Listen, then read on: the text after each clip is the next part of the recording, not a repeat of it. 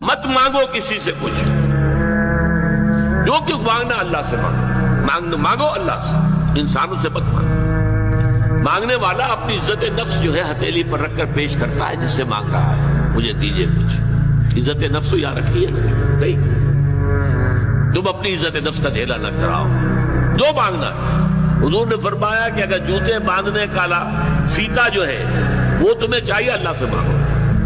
اب یہ اللہ کا معاملہ کس ذریعے سے پہنچا دے، کس کے دل میں ڈال دے، کیا شکل پیدا کر دے، تمام اسباب جو ہیں عالم کے وہ تو اللہ کی قبضہ قدرت میں ہے۔ کون سے سبب کے ذریعے سے اللہ تعالیٰ وہ تمہاری ضرورت پوری کرا دے، یہ اس پر چھوڑو، مانگو اللہ سے۔ انسانوں کے سامنے دست سوال دراز مت کرو، لیکن دوسری طرف اگر کوئی اپنی ہتھیلی آپ کے سامنے کر ہی دے تو اسے ٹھوکر مت مارو۔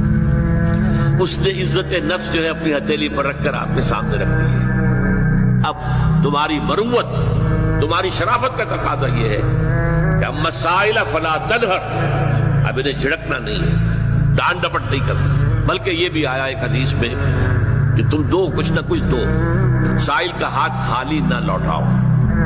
یہاں تک ایک حدیث میں الفاظ ہیں سائل کو ضرور دو، خواہ وہ گھوڑے پر سوار ہو کر تمہارے پاس آیا۔